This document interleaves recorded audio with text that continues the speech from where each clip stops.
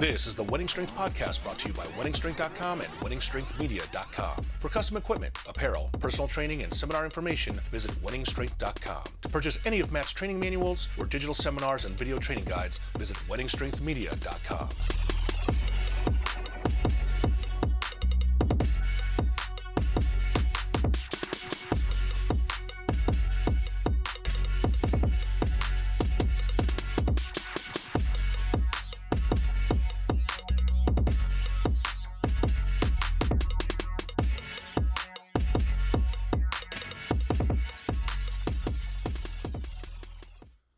Welcome back. It's been a long time coming, but a new episode here of the Wenning Strength Podcast coming to you from Columbus, Ohio. I'm going to hand it over to Matt. What's going on, guys? So we got a really special guest today. We both were at Westside at the same time, and we were about the same strength when we first got there. Yep. And we both put, I'd say, upwards of 500 pounds on our total in a year and a half, 2 years. Yep. Greg came from Maine, and I came from Indiana, so it was a closer jaunt for me. And I was already there part-time. And Greg was kind of the guy that Louis had me take under my wing to make sure that he did things smarter and better. So from what I remember at that time is that you would do anything at 100 miles an hour, and I almost had to help you hold yourself back. And I was kind of the governor. So I was like the smart guy of the group that was the governor, and then I'd have to not really get in arguments with you, like, let me do another set. And I'm like, no, man, I'm telling you to save it for the next time. This is going to be funny for my athletes hearing this because I'm that guy now, you know what I mean? Yeah. It's so funny looking back. I remember our first workout there. Do you remember that? I don't. It was me, you, and Jeremiah. Okay. We did high good mornings on the pins. So let's rewind that. Jeremiah Myers was probably one of the most genetically gifted deadlifters to ever walk. I had seen him, because I lived with him, drink a fucking case of beer, still come into the gym drunk as shit, like barely able to, well, he could drive drunk very well, which I'm telling you, I would be in a car drunk with Jeremiah before anyone, because the dude drove drunk so many times he had it mastered. Yes. But he could come in and deadlift 800 pounds. Yep. Buzzed. Hungover as a motherfucker. You've never seen anything like it. Smoking 1 ounce of weed. Yep. Like was it Huck Finn barbells? That guy? Who's the guy that? I know who you're talking about, but I don't know what Tom his Finn? name is. Tom Finn. Yeah, the guy that he basically will drink. And He'll like my stuff every once in a while. I don't know him. But Jeremiah was one of those guys. It was me, you, Jeremiah, Chuck. Mm-hmm. Vlad came in later. Vlad was later, but Vlad was there. Vlad was like, I think, a year after we'd already been working out together. Harrington. Chewy. Yeah. But long story short is, I mean, in our group, at the prime of our group, right after we started to really tweak everything and get strong, the average squat in our squat group was 1,025. The average bench was over 700, and the average deadlift was 800. Yep.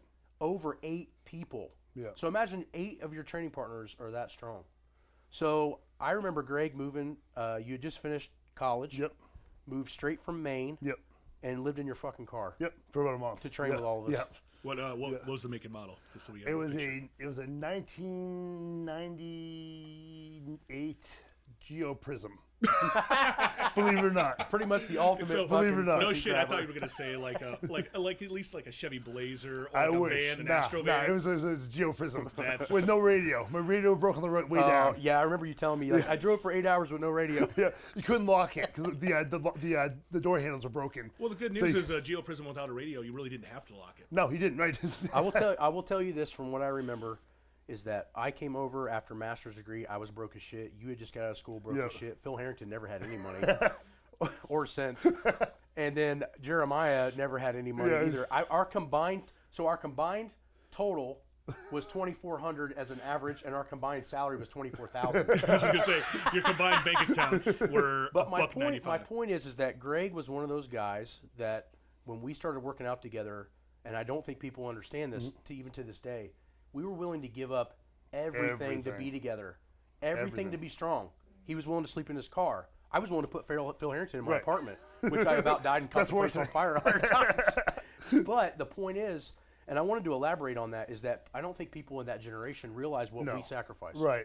And the other thing on top of that too is that after the sacrifice, there was no light at the end of the tunnel. It wasn't like now we're seeing all these big name coaches and businesses and things coming out of this. But back in those days, the people we'd see who were 2 or 3 generations above us, you know, they couldn't walk anymore. They had canes. They were like 50 years old, like looked like they were going to die. And so for us, anyway, for me anyway, that looked like the next step was I was going to die at 50. You know, it wasn't like it wasn't like some great plan at the end. And that's a great point I think you guys bring up, because I don't think a lot of people would understand this.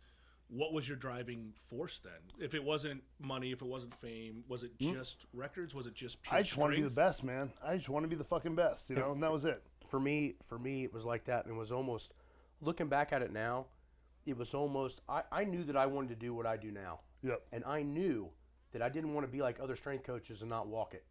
Right. So there's a lot of guys that read books. My drive was a little different. I wanted to be the best too, but I wanted to be the best so that now when I talk, I got clout. And I think that's what this new generation misses, is they don't have any fucking clout. Right. You know? You do 2 comps. You love the sport. You do 2 comps. You start coaching. It's like, you know, you got to learn how to win. You got to learn how to lose. I mean, you got to learn how to do both of those things. It takes a long fucking time. I trained for about 15 years before I ever coached anybody. I couldn't, you know, I couldn't. And back to, you know, when you're an athlete and you're also trying to be a coach, it's really difficult. I mean, you know that. It's very, very difficult, right? You do both at a high level. There's a very rare amount of people that can do it. Yeah, right. I mean, now that I'm coaching, it's absolutely fucking destroyed my powerlifting career, you know? But at this point where, you know, in my late 30s, I really never wanted to be a coach. I never saw much beyond Westside, honestly. I figured I'd probably be dead at 30, and that was cool. You know, that was all right. You know, break some more records, die at 30, and I almost did. But that was the goal, you know? I think the big thing with us is that it was almost a level of self-punishment. Yeah. Like we had the short fuse mentality, and then my thought pattern on the whole thing was to do it as smart as we could, because for me and for Greg, is I knew that for us to get to those insane numbers, we weren't going to be able to do it in 6 months. It was going to take a couple of years. Yes. So we had to do it smart and not work around injuries. Right. And that's the hardest part, is like you see these guys and they get strong so fast. Right. It's not going to last. Right. And me and Greg, every meet we did, I would imagine, and I think about it now, we both put on anywhere from 60 to 80 pounds a meet. Every meet got better. You know, we call those guys now funny cars. So like funny cars. You ever watch a funny car come out the gates, they go real fucking fast, but they blow up more often than they don't before the finish line. You know, and I'm wondering how many of these guys today are going to last 20 years, you know? Yeah, I believe that we were at the pinnacle of understanding periodization, deloading, understanding intensities and volumes. And I think that now, with this advent of a few guys that have just rocket shipped up in strength, it's almost taken the shit 20 years backwards. Yeah. Because now people think it's just train harder, I'm going to get better. Right. Train harder and crazier, I'll get better. They don't understand that there's so many more variables to it. Well, it's funny because I think, there's so much more information available now from when you guys or I, like when I was a kid coming up lifting. You know, we did, like I talked about before, we did 5 sets of 5. Right. You know, for every set. I mean, but there is almost this inverse, and I think Ed talks about this. Ed Cohen talks about this because the advent of Instagram. Right. Being Instagram famous. Right. There is that like immediacy that people. I mean, do you see that with the people that you coach? I know absolutely. Matt does. Absolutely. They want to be strong immediately. Yeah, I want it right now. Yeah, absolutely. I don't really want to work for it. I want to do it right now. It doesn't work that way. I mean, unless you're some sort of freak like Dan Green or Larry Wheels. You know, there's a few of them. There's always going to be a few of them, but there's just so few of them, and you're probably not one of those guys. You probably know, you know. And it's so fun to watch those guys, but it's funny if you think about it, and this isn't against them or their fault. Yeah, no, they're almost detrimental to overall training because of the amazing shit they do. Absolutely. But you're looking at, and I'm not saying that this is always true, because I have a lot of respect for a lot of those guys. But if those dudes had to go and get master's degrees in biomechanics or kinesiology, they would start to change the way that they apply their knowledge to others. Oh yeah, absolutely. Because they're gonna have to sit down and go, okay, they're gonna have to understand that everybody's different. And what really made me and Greg special, and even us to this day, is isolation from normal people's stressors. Yep, absolutely. That was absolutely the big thing. Absolutely the big thing. So what do you elaborate on that? What do you mean? No fucking kids. Right. No fucking wife. Right. No bullshit job. I mean, I didn't have a serious job. You know no what I mean? Fucking 9 to 5. No. Because you're just going to get in the way of your sleep. Yep. It's going to get in the way of your nutrition. So how do you balance out having enough money to eat and train, and then how do you have enough rest to be able to recover from that? If you want to squat like he did, 1,100 pounds at 242 or roughly or higher, the thing of it is that you are going to have to be able to sleep 9 to 11 hours a day. Yep. And people don't understand that. Yes. Like, well, how do you have a normal job? You fucking don't have a normal job. You don't. You know, So nothing's normal. So is the answer to get a sugar daddy? Is that what it is? Well, I think if that, you can. I truly believe this, and maybe you have some insight on this, Greg, because we both trained at an international level for a long time. The reason that you see a lot of really, really good lifters come out of Russia is because a lot of those guys are mafia. State sponsored. Well, it's state sponsored if it's No, not mafia. they're not. No, it's just all. So my point is they're family money. Right. So what gotcha. Evan Right. Yarenbush Yep. was one of the best 75ers ever, Yep. and he never worked. Right. And you got to think about that for a minute. It's the same situation. If you have a lot of family money and you can chill out, or now with what we didn't have was sponsorships. Right.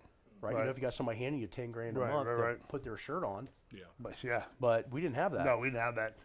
So it was hard. I mean, it was a difficult time. It really was. You know, it was trying to eat and sleep and stuff like that, especially when, you know, when you don't know where your food's going to come from the next day because you have no money for it. It's tough. I mean, it's scary. And So what did you do? Like, how did you? Well, and that's where Louis helped him out a lot. Louis helped me out a lot with money back then. And eventually I got a job and my life, you know, evened out and stuff. But, you know, it took a long time. It really, you know, I don't want to say messed up, but it kind of fucked up my life till I was about 35, honestly. You know, I couldn't figure out how to balance that stuff out when I left Westside. And that was a part of the reason I was never that good again after Westside. I mean, I had some good points in my career for sure, but I was never as good. I didn't know what to do.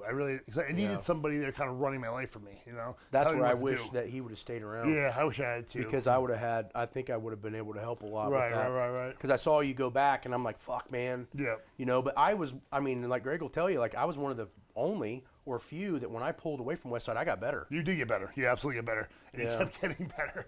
Yeah, And I got better. That's wild. But I got better because I started finding the balance that he's talking about. Right. I started figuring out how I could work. I started creating my work schedule around what I wanted to work. Right. And then I let it build up from there, and it took 4 or 5 years. And then I had a good, steady income, but I had all the rest I needed. Right. And I could train. And that was really the magic, you know? Right. Going back for a second, what does it feel like recovering after a really, really heavy leg day when you're sleeping in a geo prison? It was. What's you know that? what, man? How's that Honestly, work? I'll be straight up with you. There was no. I had no comparative point. I didn't know. You know what I mean? It was like there was no other option. It's not like I had a plan B to go back on. Everyone's like, "Oh my God, you're so tough for doing that." Yeah. No, I fucking wasn't. I just had nowhere else to go. didn't know. You know, I had nothing, there's nowhere else. There's no plan B. Yeah. You know, it was either do it or die, basically. So. And Greg was one of the few guys that you would never, if something hurt, if something was sore, you had to be careful with him because he'd never tell you. Right. Like he's coming in, and when it's time to lift, and we shut the doors, and it was me and Chuck, and first of all, you never showed weakness with Chuck. No. You tried to beat him, and he tried to kill you. Yeah. And that's how it played around. And then after a while, we earned his respect. Yeah. And then I did my own thing after we squatted. But we all pushed each other to death. Oh yeah, the death. Squats. I remember in one story, because Vlad asked us to talk about him, and I think you were there that day. We were box squatting and we were circuit maxing. You know, to give you an example of what that is, it's a lot of band tension and a lot of fucking weight, and it's above what you can lift. Yep. But because it's in band tension, it's possible. Okay. It makes you stay super tight. It gets your body hyper loaded to be ready. Right. I watched Chuck do 855, Yep. 2 blues and a green, Yep. which was somewhere around 1,300. I've never seen anybody else do anything that much. 1,350. Now, keep in mind, Vlad is with us and has, in my opinion, still the world record squat. Oh, no question. 1250, fucking 2 question. inches deep. No question. And then now he's got the world record raw squat. I Insane, watched him insane. take the same weight that Chuck took and miss it 3 times. I remember. And he goes, me want to take more. Yeah. And I'm like, no, dude, you about to You're fucking done, die. bro, you're done. No, I take it again. And I'm like, remember holy this thing fuck, we're all perfectly. going to die. Yep. But the point was that's how we were. Right. I was a little bit more calculated, and I helped Greg You be a helped me a little more lot. calculated. Yeah, absolutely. But like Vlad and Chuck, and we got It was together, insane. we went to it was the insanity. limit. It was insanity all the time. It was the limit, and I wish we would have had more pictures. I wish we'd have had more video, Right, but it just right. wasn't the thing. It then. wasn't a thing. We never did it. When we had to take pictures, it was annoying because it took us away from the workout. You know what I mean? It was closed down. It was straight up prison style. Yeah, it was And we did, insanity. the last thing we thought about was pictures. Right. All we wanted to see is he got 20 pounds better and Yep. I got 20 Yep, pounds that better. was it. And Chuck didn't die. Chuck did that. And then we duct tape your ribs. It's funny from an outside perspective how, in a lot of ways, how similar that time at Westside is to the heyday at Gold's Gym. Right. Back when all those guys Right, were right, around. right. Because, there was an article, we talked about it a little bit ago, Matt. There was an article not too long ago on Deadspin that talked about that golden age when Arnold and all those guys were at Gold's Gym. I think we were at the tail end of that. I think Yeah. the golden age of Louies' gym was when Chuck was in his prime, and he pushed a lot of guys further that were just normal Westsiders of Columbus. And Right. we were handpicked. Right. We Like, did very. like- AJ came too. Was Yeah. also handpicked. I mean, AJ yeah. came at the end of that. Yeah. But the point of it is that back then Louis just got guys from the other side of Yeah. town. And then they developed that and created some really good lifters. Kenny Patterson, George Halbert, Matt Dimmel. You're talking some really heavy hitters. Rob Fusner. Yep. Dave. But what I'm saying is that by the time we got there, the template was set. Now we had the genetics. Right. Well, that's what I was about to ask is, of those guys, the guys you talk about getting them from across Columbus, and some of them like you coming from out of state, and you too. What percentage of that was the kind of genetics or natural athlete that he was just finding, and what percentage of that was the environment? Louis didn't and care the coaching? anything about me until he learned that I was a teenager and could bench 500 pounds. Yep. So he was finding people that I had came to natural him. talent. So Yeah, I came to him as well. He came to him as well, and we all came to him from PLUSA magazine, which I fucking hate is not around Right. anymore. Me too. PLUSA was the only way back then, because the internet was in its infancy, and half of it, like today, 3/4 of it, was all bullshit. Right. And nobody's going to give away the free stuff. But Louis was always very good about giving away a lot of intricate training ideas in there to make guys like me and him go, well, fuck, if I want to be at that level, that's how I'm going to have to train. Right. What Louis did for me too, it honestly really never had anything to do with training. Like you go through those PLUSAs and there'd be stories about what Chuck was doing or John Stafford or whoever, and these people almost became like heroes to me, like like celebrities. And then so that became a big part of the reason I want to go there and meet these guys, and I did, and it was awesome. And I think like Greg is trying to explain is that to go there and to be accepted there for us was like joining the fucking Hells Angels. Yeah, absolutely. That's the Hells Angels of powerlifting. Yep. I mean, these guys, a lot of these guys are in jail or have been in jail. A lot of these dudes would beat your ass in the parking lot for just looking at them. Right, absolutely. And to It's get tough crew. accepted and feel like you're one of them was amazing. I mean, when I walked in, first time I ever walked by Louis was at the Arnold. They were having the bench bash, and that's when George Halbert did 766. They were all walking out as a crew, and you had these normal bodybuilders dudes, and then you had these guys that just looked like they just picked up buses for a living. Yeah. And you're just like, holy fuck, these dudes are huge. I love that, man. And that was the draw to it. But I think by the time me and Greg had hit our peaks, I think that the magic was starting to slowly disappear, and a lot of that reason, in my opinion, was because Rick Hussey was putting so much pressure on him from Nebraska. So that's when I started realizing that for my gear totals to go up, I needed to get raw strong again. Yep. Because we were in so much gear all the time. Yep. That I started pulling off, and Louis didn't like that, and I had Greg do it. Well, what ended up happening is, like the last year we were together, we would go a little bit of equipment, and then we would go a lot of equipment. This is by week. Then the next week we would just go to a belt. Yep. And that's how we would load, so we wouldn't have to deload. Yep. So it was max, max, max, but it was different ways. Yep. Muscle max, medium equipment max, full equipment max to dial in technique. Well, then me and him go. He breaks a world record. Yep. And then when we started doing that, that's when it became my best. That was absolutely the key for me right there. Because what was happening is we started noticing that every time we were measuring for briefs, because we were getting all of our shit for free at that time, measuring for briefs that we were taking in 1/2 an inch in our legs, quarter of an inch in our legs. It was coming in. We were getting smaller. And I was like, this is going the opposite way. We need to put on more muscle mass. Right. So once we stripped off just every third week, the muscle came back. And then when we put the gear back on, it was just like another layer of fucking craziness. Yep. And that was the best time of training for me ever in my life. That's when I close grouped at 545. Yep. I couldn't bench 545 for like 10 years after that. Yep. You know, I got up to like 260, 265 at that point. Had a ton of muscle. Yep. Yeah, that was my best. And I was the first guy there to bench over 800 in full meet. Yep. Yeah. But you said, and you've alluded to this before, Louis wasn't a big fan of other styles of training or other ideas coming in. That was the big weird thing, because when and like Greg will tell you too, I was around him a lot more than Greg was. But what happened was I noticed there was a transition point about 04, 05, 06, where we tried back then when I was coming over via Indiana. I'd drive over and train and then go back home as a satellite kind of guy, that we would experiment with everything, right? We would experiment with training raw, and we experiment with this gear, and we experiment with that. What I started to realize was as the pressure started to rise and other people outside of Westside were getting stronger, Andy Bolton from the UK, Gary Frank down over by himself, just took the super heavyweights and just took them to another fucking that was insanity. moon and didn't train anything like us. I think it started to create this more of a pressure gradient, and Louis at that time was still trying to train with us a little bit. I mean, obviously not the same, Right. but he was trying. So he had to put on all that shit to hang. Right. And we take it off, and it would just piss him off. Right. And I think that was started to have some transition, and then I started learning new things from other people to bring back to Greg and all these other guys, and it created friction.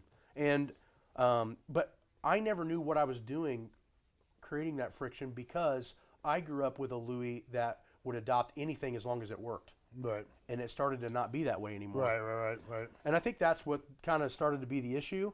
But I think the magic is that it at that time it put together, if you think of Vlad, me, and Greg, and Chuck, you're talking 20 plus world records in the same fucking training group. Yep. I mean, who lifted with Eddie Cohen? Right. Nobody. Nobody. Right? Because he was the king shit. Right. Somehow we were all able to do world-class stuff and not have egos against each other. We all wanted each other to get better. Yeah. It's probably due to the weight class thing, too. The weight class changed it, But what do you mean by that? Like he was in 42s, I was in 308s, so you Chuck weren't was directly. in 75s. So we weren't directly competing against each other. So it almost made it easier, Mm-hmm. Yeah, that helped. Had we been in the same weight class, we probably would have killed each other, honestly. Yeah, but in my but we weren't, and that helped. But my opinion, I think we were somehow able to balance all of our egos. Yeah. And Chuck does not get enough respect for how smart he was with peaking squats. Right. Like the dude, if the dude would have known what he knew in his early 30s, what he knew in his mid 40s, his squat right now would be unmatched. Because I've seen him do things in the gym that were literally unattainable. Right. Like still never seen done. No, never. The speed, explosiveness of his squats. Nobody's ever done that. Nope. And he would train oftentimes in minimal gear and still be just crazy. I saw him do multiple reps, up to 3 reps with 1,000 pounds with briefs on. Yeah. At 260 body weight. Yeah. It was insane. I mean, just imagine. It was so fucking explosive. It was, every squat he did. So fast, it looked like he just ripped everything off. Yeah, it was insane. But, I mean, I think that's the one big thing that I wanted to really have Greg here for, is to understand what we sacrificed to know what we knew. Right. And what came out of that. Right. I mean, we all did some insane things. Yeah. And I don't think Greg gets enough notoriety for the stuff he did at his body weight. Yeah. And, you were one of those guys I always tried to help you with your form to get better. Right. And but you were able. He was the one guy that he could get crinked over in a squat, like drop his chest, and he wasn't going to quit. Like he would break everything in his body to stand up, and you don't see that very often. Right. I mean, again, it wasn't because it was tough. It was I didn't have a plan B. You know what I mean? It was either be good at this or fucking just be a guy on the street. Yeah, I want to come back to that in a minute about how your viewpoint changed, because you've talked before too about that. First, give us a rundown of some of your numbers. So geared, my best lifts were, I can't remember, total 2630. Raw, my best lifts were with no wraps, with sleeves. I squatted 770, benched 580, and pulled about 772, maybe a little bit less. I can't remember what the exact number was. About 770. What body weight? 270. At 42 in gear, I squatted 1060. I think I benched 810. And some of these numbers might be a little bit off. I'm sorry, I can't remember. There's a lot of competing in these years. And I pulled... You're around 830 deadlifter. 820, I think. 820, I think, was my best in a meet. But what's funny is to watch him develop. So when we all got there, we were squatting in gear 8s. Yeah. We were benching 550s, 600s in shirts, and we were all deadlifting 7. And in 2 years, we took a top. I would say you were the top, maybe 10 or 12 in the nation, and I was the top 15. Yeah. And we both went to world records. Right off. Because of that environment. Yeah, and that's really what it's all about. That's really what made the Westside shit click. Chuck had some smarts with the squats. Yeah. George was a fucking genius with the bench. Right? Stafford was a fucking beast as far as explosiveness, and he was calm. Like Stafford was one of those guys. He was the thought man. Yeah. And then I come through with a master's degree, so I've absorbed all of what Louis talked about, and then went further. And now I've brought that, and I still have this psychotic intensity that I can train with these guys. Yeah. Who is your deadlift expert? So who's the person? I would say, drunk Jeremiah, sober Chuckish. Yeah. But we all had a lot of guys that could pull. I mean, that's the thing. The deadlifts, everybody was pretty even kilt. We were all doing around 8. Right. So I wouldn't say there was anybody that was an extreme deadlifter. But what you got to remember is that I would say if you look at our group as a whole and you say, how much can you bench raw? We were all better built to bench. Yep. All way better built to bench than deadlift. Deadlift for us was all will. Yep. You know, I didn't have longer arms. I'm 6'1". He's not short for your height or for your weight. Right. So we all had that athletic, higher built Yep. standard where we just weren't built really to pull. So the 800s were big pulls for us because we were 800 benchers. Yep. So And I think that's another thing too. Our group did was, like, before we got there, you'd see guys that were great squatters or great deadlifters or great benchers. One or the other. Where for us, we had to be good at all three. You know, we sort of turned the era that way. we were total guys. Yeah, we had total, total. And for us, world records in the single lifts were okay. Yeah, The didn't care. total, Yeah, the the total. total means you're the king shit. That man was getting paid. So And that a lot of that came from Chuck because Chuck always struggled with the bench. Yeah. So a good story on Chuck is that a lot of people don't know this. He had a lot of nerve damage in his elbows from Matt Dimmel body slamming and breaking his fucking neck in the gym. Can you back up and tell that story real quick? I don't know the ins and outs other than because I haven't talked about it in a long time. I might know it. You talk about Yeah, it. please. No, I can't verify. This is what I heard, obviously. Firsthand. Allegedly. Allegedly. Yes. So apparently one day, Matt and Chuck were wrestling. They were kind of fooling around wrestling. Matt Dimmel, for you guys that don't know, Yes. was the first man at Westside Barbell to squat 1,000 pounds. Okay. Early 90s. Yeah. One of the strongest human beings of all time, I think, you know. Yeah. So he was, huge man. 6'2", 380. Yeah, huge man, right? Yeah. Huge man. also kind of a psychopath from what I understand. So they're wrestling around there, and apparently Chuck kind of slaps him in the face, which really pisses Matt off, obviously.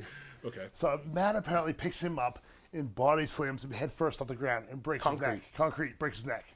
Jesus Christ. So the story goes, Chuck goes to the hospital. He's paraplegic at this point, at least for a period of time. and so Louis goes, "Hey Matt, you might want to apologize to Chuck." And Matt goes, "Why would I apologize to Chuck?" He's like, "What? You broke his neck." He goes, "I was trying to kill him. He's lucky." he needs to come apologize to me for slapping him in the face. And not more than probably a year or two later, Dimmel died. Yeah. I don't remember if it was an overdose. Drug overdose. Yep. Speedballing. Yeah, he was out of control. Yep. He was the one guy that the Westside cops still talk about. He had an old Eldorado Cadillac, and he was running from the cops. They run strips down to blow his fucking tires, and he's literally going for another 5 miles on his rims, like in people's yards. I mean, this is the type of people. I'm just picturing them trying to put cuffs on him and wrestle him to the ground. Oh. So Hawk smash style. So these are the stories you hear coming from Westside. So obviously, you know, I wanted a shot at it. You know? Yeah. So We all wanted to die. Yeah. So I ended up getting arrested in 2009-ish, 2008. Yeah. I ended up getting arrested. I was in Cincinnati for about a week and a half, I think. And so I walk in, they stick me in this unit. I'm the only white dude in the whole place. So they have us all stripped down to our underwear. We're standing there. And I feel like I tapped me on the back. I turn around. I'm like, yeah. He goes, you know Matt Dimmel? I'm like, yep. He goes, you'll be all right. In Cincinnati. In Cincinnati, yes. I mean, of all about an hour and a half yeah, away. Yeah. Yeah, it was a crazy time. Yeah. He's the one guy, honestly, I wish I would have met. Yeah, and he was way Yeah. before my time, Yeah. too. He died, I think, in 98. Yeah, 98 or 96 or Yeah. something. Because I started lifting there in 99. Yep. The other thing that I remember in the group with you is that, like I said, you know, your ability to grind is almost unmatched to anyone I've Yeah, I ever been can't able do to anymore see. like I used to, you know? I think that stuff is just, you have a time, and I think Yeah. people, maybe you should elaborate on that because you're at that point now.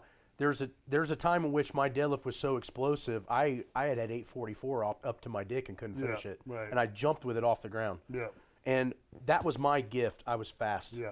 And his gift was he could grind. Yep. And I think what people don't realize is there's a window of that. Right. And then it's gone. Right. You You know? can't do that forever. When do you feel like that window? I can say mine, but I want to know when yours window. Mid-30s. 35? Yeah, 35-ish. I mean, you know, I'm now at a point where I'm watching. I'm probably more muscular than I've ever been, but I'm kind of watching my lifts fall off a little bit. I can't lift like I used to anymore, and that was my gift, was I could grind all day. I can make a lift last 2 minutes long and still get it. Yeah. And I mean, I can't do that. I've anymore. seen you do squats and deadlifts that should not have been finished. No.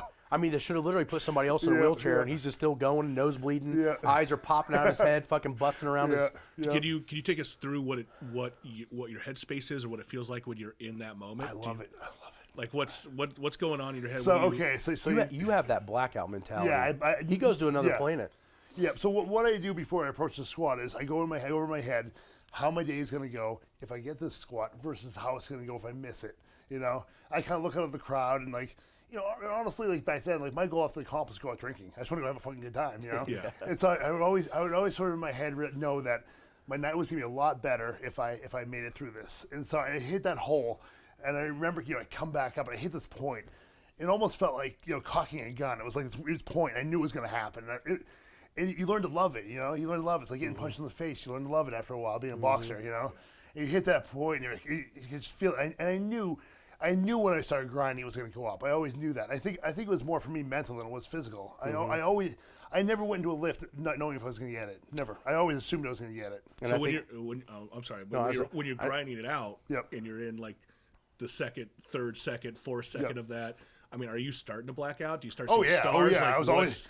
I can't remember. There were times that I would take your knee reps off. I would take his knee reps off in a meet if I wasn't lifting, and I was helping him. And I could see in his eyes that he wasn't there. No. Like for another 5 minutes. Yeah. Like, I'm like, dude, go sit in the fucking corner. Here's a Mountain Dew. Like, chill the fuck out. I mean, be in and out. Yeah. But it was like always orgasmic. I loved it. Did we lift together at 2006 APF Seniors? Yep, we sure did. I wanted to talk to you about this and see what you thought. You remember the first time I squatted 1,003? Yep, I do.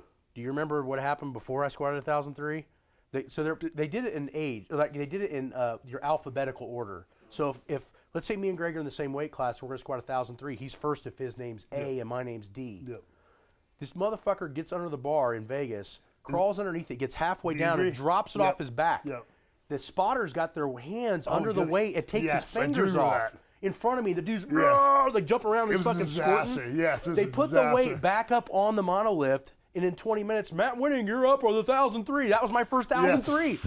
I was like, that was a gut check. And I was like, Greg was like, dude, if you get this, you're the baddest motherfucker I've ever seen.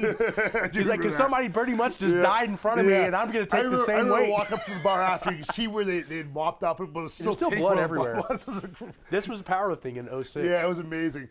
So that was a big comp for me, too, because it was my first comp at Westside. And so I went out there, and I had a big pull to him, like 780 to beat Graffs. Remember Justin Graffs? Yeah. He's still around. Yeah, he's still huge. So him and I were going head-to-head. I was walking out. I needed 780 to win. So I'm walking out, and Chuck grabs me by the collar and throws me against the wall. He goes, "You need to win this for Westside." And I go, "I will." He goes, "No, I'm fucking serious. You need to win this for Westside." And I go, "I will." He goes, "I don't think you're fucking listening to me, man. You need to fucking win this for Westside." And I look at his eyes. There's insanity in his eyes. And I was like, all right, man. I did. I was walking out there. I was like, if I miss this, I'm going to get fucking killed. Yeah, I mean, that was the pressure that was on us. Yeah, I mean, always pressure. It was the pressure. And you look back at it now and go, what was that pressure for? Because what did we get? A fucking medal? And then maybe Chuck would take it, or Louis would take us to Bob Evans. Or TJ's at that time. Right. Oh, my God. TJ's. Yeah, TJ's. Dude, I don't know how. Was that a gift or a punishment? It's not that I don't know how my knees and back survived Westside. I don't know how my asshole survived Westside. Right, no shit, man. From the TJ's fucking breakfast. Jesus, this is awful. Well, so let's do this. Take us through. Start with what was it like with Louis and with the gym if you had a bad day, if you didn't do well in a comp. I agree. Sorry about that. Yeah.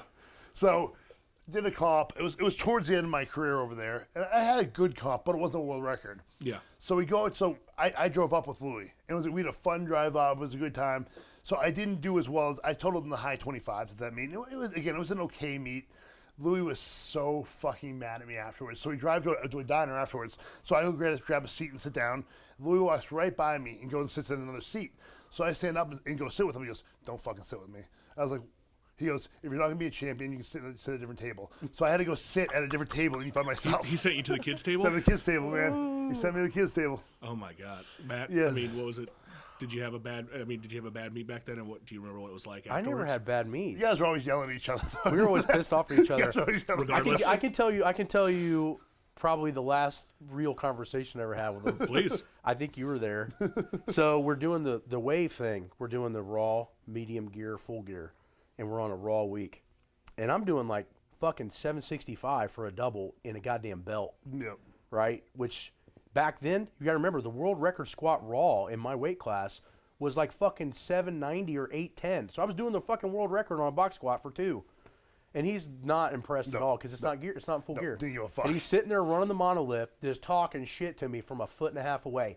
I don't know why you're doing this fucking shit. It ain't working, blah, blah, blah. And I'm just like, the first thing I'm like, well, how did Greg break the world record? Right. Then I do another set, and he's like, I don't even know why. You just fucking keep at it, man. And finally, I'm loaded. I mean, I'm fucking like, I don't even know how many grams of test I'm on. I'm on a lot of shit. And I'm like, listen here, old man. I remember that day. I was like, do you want to fucking come in here and lift while I'm squatting? You need to shut the fuck up while I'm training. I mean, I just lost it. And Chuck's laughing his ass off. Chuck loved it. Yeah. Chuck was loving it. And Halbert, I think, was over in the corner going, oh, fuck. And then, so Louie's laughing because he got to me. But he wasn't laughing on the inside. No. And that was pretty much the end of my career there. Yep, and then Greg came with me probably 6 months later. Yep. Because then I had broke the world record. So I left, and my total went from about 2450, 2475, which was a top 5 total in the 308s, to 2665 in 9 months. Right. Because now what I was doing was I figured out, and I don't think I ever told you this, I was going raw, then medium gear, then full gear, then a week off. That makes perfect sense. And I got so strong because I was recovering because we were all beat up. Yeah, we never recovered. Me and Greg and everybody in this group doesn't remember that we were fighting for 10 pounds a year. Absolutely. We were up at the point of, and what we couldn't figure out was what the fuck, we're putting in so much work, we're getting this much better. And then because once me and Chuck started training together and left Westside, what I started to realize was that I wasn't recovering. Right. So once I built in a recovery week once a month, and I'm not saying I didn't do anything, I just didn't do anything extreme. And all of a sudden, my fucking lifts went to the moon. And that was probably the maddest Louie ever was when he had to hand me all that money at his own meet. Right. And I'd been gone for almost a year. Yep. And that's when you decided to come over with me. Yeah, I mean, it made sense. For me, like, when Matt left originally, I had to really sit down and think, should I go or should I stay? Because Matt was really in charge of all my stuff then. So it was like, he's doing all the work. It was like, but I was like, I moved all the way out here from Westside. I was really. And I wasn't mad at him for staying. Right. Because he told me to stay. Because I wouldn't have left. I wouldn't have left either. I said, dude, don't worry about it. I'll be fine. I was just more concerned that I wanted Greg to keep getting better because I think that Greg at that time, if we could have kept you away from other things too, Greg had the potential to total 2,800 at under 300 pounds. Yeah. I think he would have done it because nobody had the willpower I've ever seen other than Chuck maybe. Right. The willpower to take a lift and that looks like it's going to kill him, and he will grind it. He will blow everything off in his body to do it. Yep. All I had to do was tune him down and let him slowly get better. And that was it. And that's really all I needed because, again, before I moved there, I had no fucking clue what I was doing. No. It was just pure insanity all the time. And then I went over there and I had Matt saying, slow down. And to me, it was completely foreign. I was like, I had no idea what the hell he was talking about. It didn't make any sense. Now looking back at it, 15 years later, it makes perfect fucking sense. Yeah, for some reason, it maybe is because I went to school for it. I don't think that had a reason as much.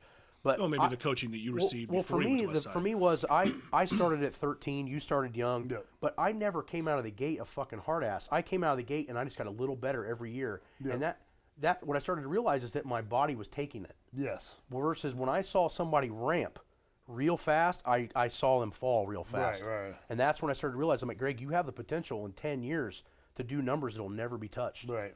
And so the great coaches, honestly, like when I was helping Greg, the great coaches take a person like Greg that's a fucking funny car and teach them to idle when they need to. Absolutely. Yeah. True And now you know that now. Now I know that now. Right, people. right. And that's how I run my team. Absolutely. Yeah. So if you don't mind, Greg, I mentioned this before.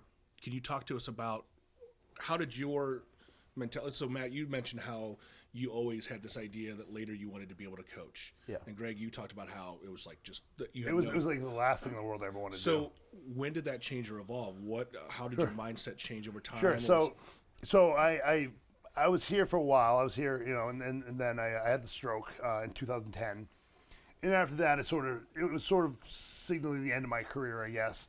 But I'm addicted to winning. I'm obsessed, addicted to love above all else winning, more so than anything.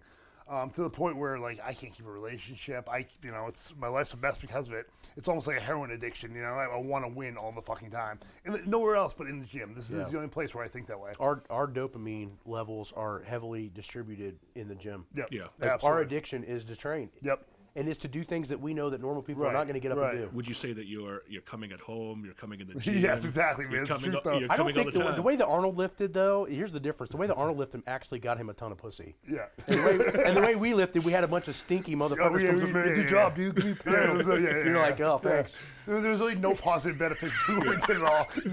No. Not at all. Louis would always try to get me to be 300 pounds. I'd be like, Louis, I still want to get laid, dude. So, like, but what was I talking about? So you're talking about how you're addicted to winning. Yeah, so had the stroke, and I sort of started realizing I'm never going to be 25 years old again. I'm getting older, and I'm still competing. I competed like 3 months ago, but I realized I'm never going to be that good again. But I want to be that good at something. So I started coaching, and the first stop was a CrossFit, and I'm still there actually 8 years later, which is bizarre. But I started coaching in a CrossFit because they wanted me to teach Westside methods. So the first thing I did, of course, was say, okay, well, I'm going to have them do exactly what I did, which didn't work out because everybody died. So I started with like 13 people. It was down to one woman, and all she would tell me every day was she felt like she was going to break her back. And so it was time to reevaluate. But I got there. I mean, it was a long haul. It was a long process to get there. I knew the second I touched the weight, I want to be a lifter. I knew that. And for me too, like as far as coaching goes, like it destroyed me as a fucking lifter. It absolutely fucking destroys you. Mm-hmm. I can't balance both, not well. Yeah. And that's what makes him a good coach now, is that he's been to the pinnacle and the limit, and he learned from his mistakes. And I fucked up a million times. I mean, I had a million.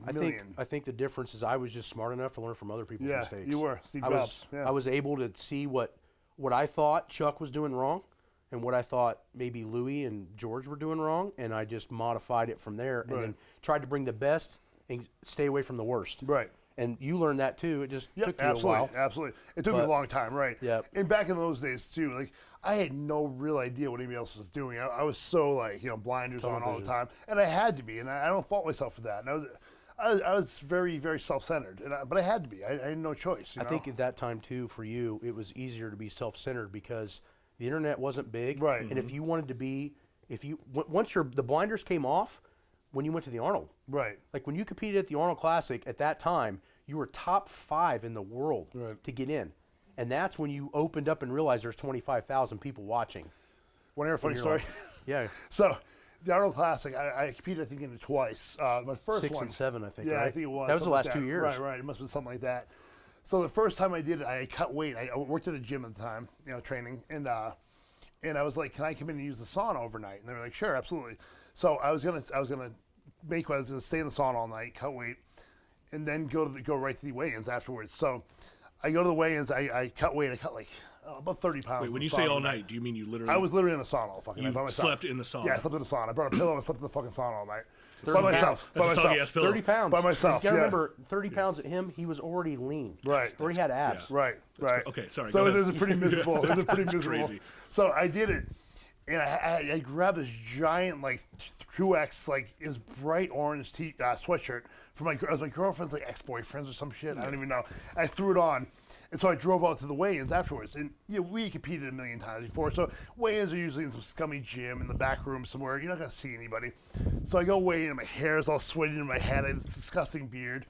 And so I go weigh in, and the woman's like, "Hey, time to take a picture." So I'm like, "Okay." So I walk over and take a picture. I got one eye open and one eye. It looks like a fucking mugshot. It's the worst picture I've ever seen in my life. Like one eye's open. And she's like, "How's that?" I'm like, "Good." And she's like, "Okay." So we go out. And then they started announcing people for to go for lifts, and then putting pictures up in the back that they took that day. Everyone else wearing a suit and like tie or like a nice, nice. And it's me in an orange shirt, cut down right here. It was the most embarrassing thing ever. It was great. But that's what I remember about that comp more than anything else is that. That's awesome. It's just so now looking back at it, it's just so impressive the training atmosphere that we had. The ability for the numbers that we pushed and got. I don't know anybody at that time that got, both of us, that got 300 or so plus pounds stronger in less than 2 years. Right, absolutely. And it seems insane almost looking back at it, really, But it was just, we were in our own world. And the point was like you didn't have the blinders off until you went to the big WPC Worlds, and then you won that, and then it allowed you to go to the Arnold. Yeah. And that's the one thing Louis was good at, is keeping us compartmentalized. Yeah, absolutely. You didn't see us talking shit on the internet. Right, no. You didn't see us doing a lot of that because we were just fucking like zip. Yep, and there was also, at other comps too, there's always a mutual respect for each other, And two, I think people don't realize too, if you were good back in those days, you were competing at the same comp. We were all doing the same comp. It wasn't like, this guy was going to go over here, and then 2 weeks later, this guy's going to try to break his record over here. We were all doing it in the same place, So it was a lot harder, I think. It was a lot. I don't want to say harder per se. It was just different. It was a much different world. The pro-am, everyone good was at the pro-am. You knew every big dog. Back the external drive was not there. It was all internal. Yeah, it was all internal exactly. drive, and you were lucky if you got a front cover of a magazine that 500 people saw. Right. But to those 500 people, you wanted to be the best. Yes, exactly. It meant a lot. They would never put me on the cover of fucking PL USA. Me never neither. got the cover. They put Chuck on it once when I beat him. They put Matt Kay on it once when I beat him. And everyone should hear this. And they put fucking T. Myers on there doing a 720 deadlift at an exhibition over my world record. Yeah. They had some weird ways that they picked people in the front cover of that. I never got it. I never understood it.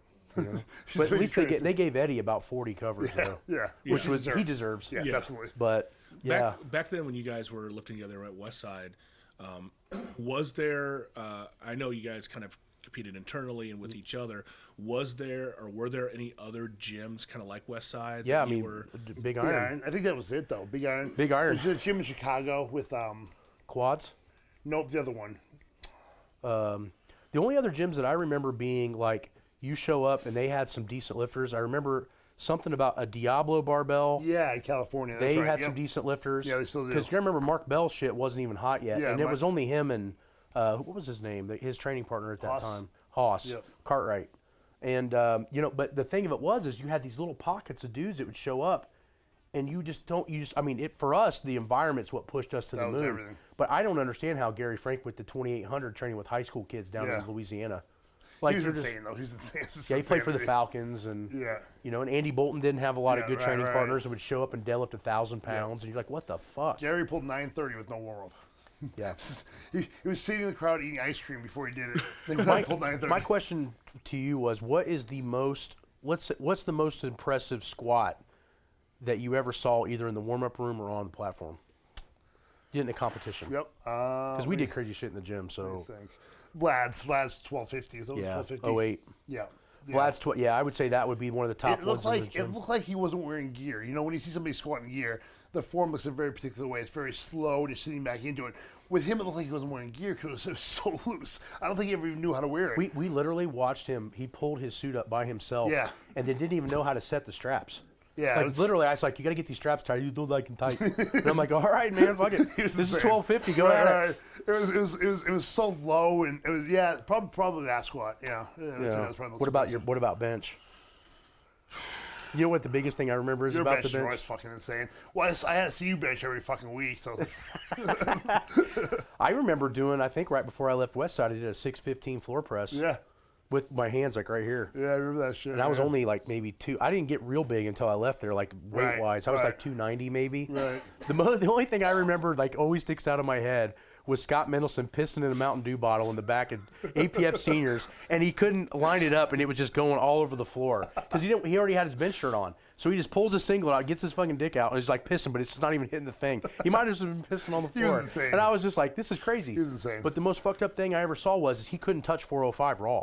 His pecs were so tight. That's crazy. He would take 405 out and go like this, and it would float. That's crazy. Like almost like a floor press. That's crazy. That's the shit that I remember from the gear days. Like he's nuts. And then the deadlift, I remember Andy Bolton being in the back warm-up room at the last WPO in 07, and he starts the deadlifts at like 585. Yep. He grabs it double overhand with no thumb and yanks it so hard it goes up to his chin. Yeah, it was insane. He could have cleaned it. Yeah, it was like, the clean record was 582. Yeah, it was insane. And he was just like, and it was like, boom. Was so and I was fast like, what the fuck?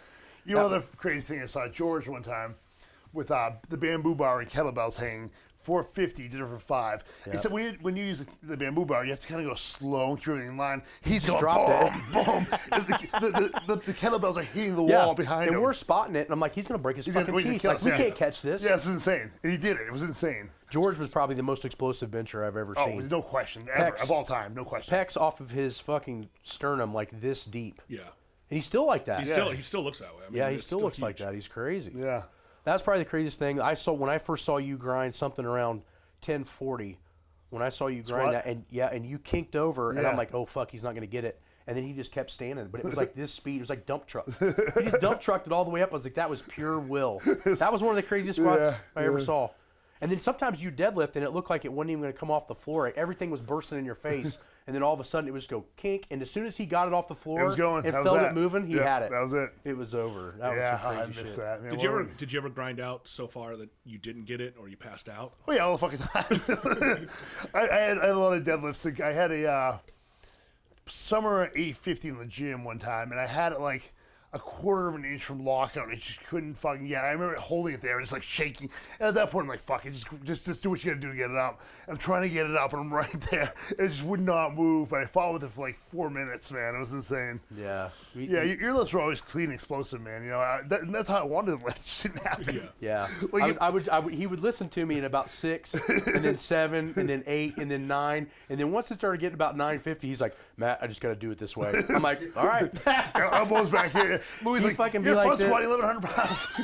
And have it like over like this. So my elbows, I mean, I had no upper back tightness at all. Like my elbows were behind me. I wanted to. Like, it's a hard thing to explain to people. I actually wanted to fall down like that in the hole. Yeah. So I knew I could good morning it up, you know? Yeah. And one of those things, too, that people don't realize is kind of like the strongman have to do now, is that we had to stay constantly qualified.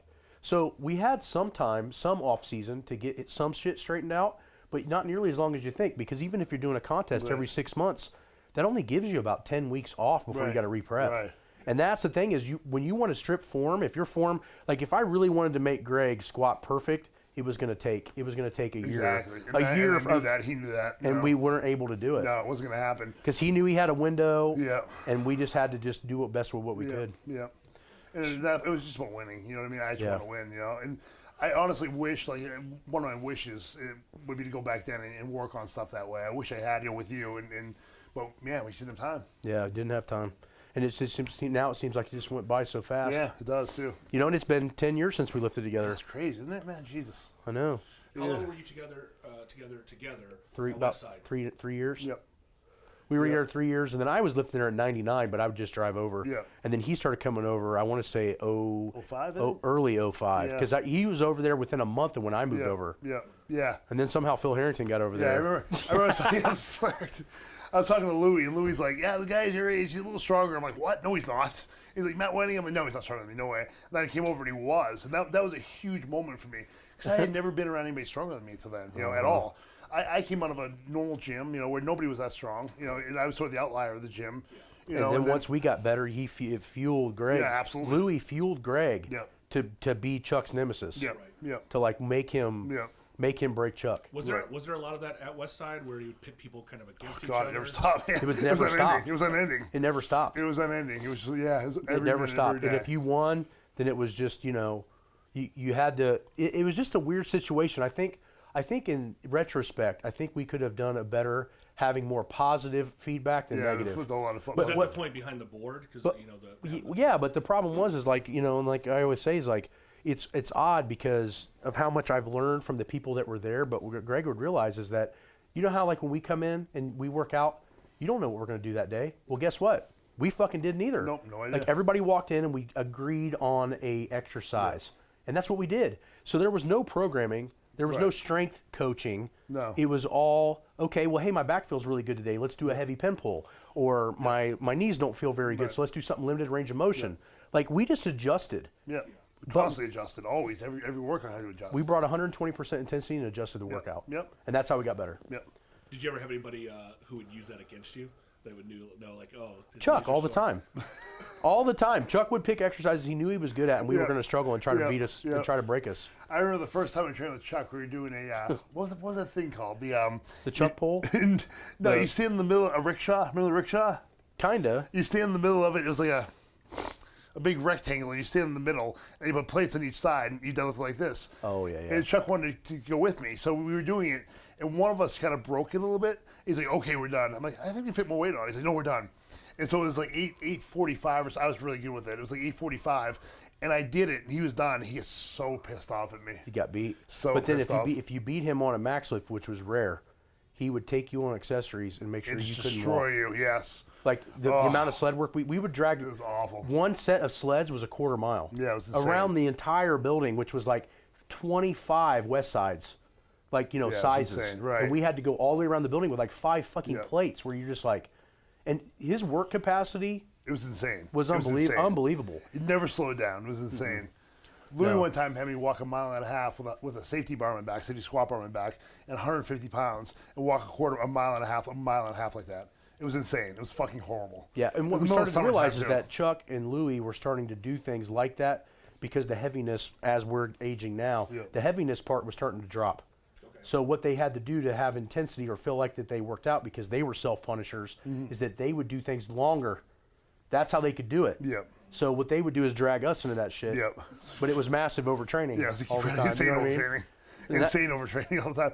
But So- and Matt, tell me, do you think you can adapt to that Now older, I don't think you can. for a period of time? Say? I think for a very short period of time, it will give you a peaking phase. Yeah. But the thing of it is that long term, the problem is you have black and you have white. And let's say white's too much and black's too easy. Mm-hmm. And you have this very small gray in the middle. Mm-hmm. The problem is the optimization of training and recovery is the gray. Right. But the problem is as you get stronger, the gray becomes more and more black and white. It's very narrow. Right. And what ends up happening is that optimal training becomes more and more difficult the better Right. you get. So when you're weaker and you're younger, the That's- gray area is huge. that makes sense. Yeah. But when you're older and you're got more mileage on you and you're stronger, you can do harder shit. It gets smaller, and that's why Absolutely. That's why you see people get good, but they don't get any better. Is because that silver area just shrunk down to this big now, and now finding optimization is insanely smart. And that's why you always want to find guys that can train very high level people, because if you train a high level person, that means that you know how to adjust for those little tiny Right. areas. If you don't, if you just train basic people all the time, you'll never figure it out. And that's what makes Greg a great coach. He's been to the limit. And he knows when something's about to go bad, he can adjust it. Right. But if you've never been there, you wouldn't know. Exactly. And yeah. So tell us where people can find you. Yeah, absolutely. So I guess the best way is, I train online through a company called Train Heroic. So if you go on trainheroic.com, go to the marketplace and search my name, you can join my team. So we roughly have all my team in person and online. I would say a little over 300 people, like 302, I think. Yeah, we're doing pretty well. We got Big Will over here, my best lifter, 2060 total. So we have 10 or so guys, maybe a few more now, over 2,000 pounds. A couple guys are approaching that. Will approaching 2,100. You know, we're doing some pretty good stuff. You know, and it's so much of it was taken from Westside and from Matt. You know, Can you talk to us about your philosophy towards training now? sure, absolutely. So we have basically two moderate days and a heavy day a week, and it's constantly shifting. You know, it's really honestly just about keeping people from getting injured. You know what I mean? Which is the big thing. Just keep them going from comp to comp. We've had really good luck with that. As the team's getting bigger, of course, the chance of injury is going to go up for somebody. But we've had no injuries. We've made it through with no injuries. Everyone's getting better. I mean, our success rate's 100% right now as far as all three lifts. It's the same thing we talk about all the time. It's not what you can do, it's what you can recover from. Right, exactly. And it's always better to keep a little bit in the tank and not get injured Right. than to push to injury. Because once you're Right. training around injuries, you're going to go backwards. Right. There's no way to go forward. It's fun. I mean, it's fun training too. You know, even at the lower intensities. Yeah. You can fuck So what he's saying is Yeah. you got to keep training fun. Yeah, And yes, Greg you do, keeps right. training fun. And once Right. it's not fun and it's a job like it became for Right. us, you got a very short window. Exactly. You got a very short window You're when it's all absolutely business. Right about that. You're absolutely right about that. So right about that. You know, and another big thing is that, you know, I try to keep it, like I said, interesting. I work in a CrossFit. You know, I've worked at a CrossFit. I had the choice to go to powerlifting gym or a CrossFit. And I chose a CrossFit. Everybody's like, "What the fuck are you doing?" I'm like, "I'm not going to learn anything at a powerlifting gym. I've been in the pinnacle of that. But I can go to CrossFit and maybe learn some shit I didn't know." And I did mobility stuff and you know, flexibility stuff I knew I had no idea about. And so that became a big part of it too. Well, there's so much crossover now. If Yeah. you look at Well, it, and that's where- there's not a lot of difference between Right. powerlifting, strongman. Well, not and only that, CrossFit what you nowadays. want to do is like you want to look for coaches like Greg that are out searching beyond their limitations of what they learned. That's what kept me good. Is I go Right. study from physical therapists, Right. guys that train Olympic athletes that have nothing to do with lifting. Right, absolutely. But now my picture is broad, and Yep. that's where Greg's picture is broad. Absolutely. That's the truth. Yep. That's the truth. Yeah, and again, I really had no high hopes coaching, but Over the years, I get pretty good at it. I mean, I'm at the gym for about 14 hours a day, 6 days a week, and then online afterwards. Yep. Where's your physical gym located? Or It's in Portland, Maine, CrossFit Casco Bay in Portland, Maine. Eventually, hopefully down the line, him and I are going to open something up, I think. So, yeah. Yep. I think that's the big trick, man, is opening your own place, right? As far as, Yeah, eventually, depending on what type of mentality you have, you got to be your own boss. Right. You got to be able to make your own progress and your own mistakes to learn from them. Right. And then hopefully have your overhead low enough that you can keep it fun. Like, it cost me $1,000 a month to keep my gym open. That's awesome. That's 3 fucking clients. Right. So now I got 30 clients. Right. So now I'm going to get no stress. Well, guess Right. what? No stress equals more education because now I can travel, go learn from other people. I'm not concerned with who's going to keep my gym open. Yeah. And if you look back at our previous episodes, you and I actually sat down and talked about opening. Yeah, and if your you own gym. if you look back at our other podcasts, we have one about that, and Greg's going to follow the same suit. Absolutely. But it's great to have somebody in the Northeast. If you're up in the area or online, get a hold of Greg Panora. Yeah, please do. And use his services because, like I said, you're talking to somebody that's seen all the ups and downs, trained as hard as they possibly can, and in my opinion, has some of the highest clout ever in lifting as far as the intensity level, and then now learning from the things we did right and the things we did Absolutely. wrong. And that's a big thing, too, is when I was at Westside, I think people gotta realize, I kept my fucking mouth shut. I didn't say a word. I wasn't arguing with him about shit. Whatever he said to do, I did. He was smarter than me, and I knew that. And that's the big thing. Learn from people who are fucking smarter than you and stronger than you, really preferably smarter than you, and you learn a lot, you know what I mean? In that, the first thing George ever told, and George is a nice guy. Yeah. And I think George has gotten a lot nicer since the first time I met him. But you wouldn't remember this because you weren't there yet. But about 2000, the first time I met George, I talked to Louis on the phone. Hey, I come down and train with fucking George. You see what you got on the bench, So I go down to the bench with him, and I walk in, and they're doing real weight that day, which is fairly uncommon. Yeah. And I hit 500. I'm 19. Yeah. And George looks at me, and he's like, shakes his head kind of, yeah, that's cool. He grabs the back of my fucking tricep and goes, your goddamn arms are garbage. That's all he said to me. Didn't tell me how to fix them. Yeah. Nothing. But what I did was then I asked Stafford and a couple other guys, hey, how do I get my arms stronger? And they showed me 3 or 4 exercises. Yeah. And he was checking to see if I would do my own research and train him. So 6 months later, I ran into George again, and my arms were bigger and a little stronger. And he showed me anything I wanted to know. Yeah. But the first interaction with him, he was a dick. And that's how it was all through that All place. of them. But I think, me and Greg, because we came from different states, we already had a mutual respect for each other. Right. We were both young guns and ready to be the best. I needed Greg for his intensity to push me, and he needed my smarts to tell him when to It was a stop. perfect partnership. Yeah. And it's interesting because you mentioned how you guys haven't really lifted together in almost 10 years. That was the first time in 10 years. Yeah, and you, which we'll have video of that too. But it's interesting to listen to you both talk about your training philosophies because you definitely you seem to mirror echo each Absolutely. other Well, nowadays. This is the guy who taught me how to fucking lift weights. Before I met him, I had no idea what I was doing. It was just completely blind, just insanity. I had no idea. I assumed the harder I trained, the better I get. Greg Which had in theory makes sense. Greg had the stuff you can't train. And I think that's what makes it very difficult for us to train. That's why you don't see me train a ton of powerlifters anymore, because I know through training Greg and myself what level of intensity that's going to take, and I can tell if you have it in 5 seconds. Right. Now, if you want to break a world record, then I need to be a coach to tell you when to stop. Right, exactly. I don't need to be pushing you. If I have to Right. push you, you don't have it. Right, And that's where me and Greg always fight, I think, with a lot of our online stuff, is that people have these exorbitant goals, Right. but they don't realize the intensity sacrifice it's going to take to get Right. there. And then what ends up happening is that they're pissed off because they think it's some secret in the program. Right. The program keeps you from getting fucked That's up. it, man. That's the truth. But the intensity is what allows you to hit weights that your body shouldn't be doing. That's the absolute truth right there. So anybody wants to get a hold of Greg, get a hold of him Please on his tell stuff. us again where we can It find is you. trainheroic.com. You can find me on Facebook and Instagram too. I'm all over the place. What's so. your Instagram My tag? Instagram is Big Puppy Panora. Yep. So get a hold of him. And like I said, he's got my 100% backing for online coaching or any of that shit. And if you're in the Northeast and you're in the Portland, Maine area, Please get a hold of me. you're a fucking idiot if you're not training with this guy. I appreciate that. See you, Thanks, homeboy.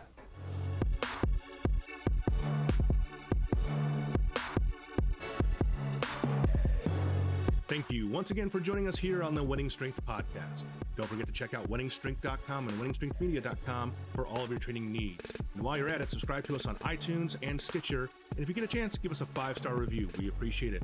We'll see you next time on the Wenning Strength Podcast.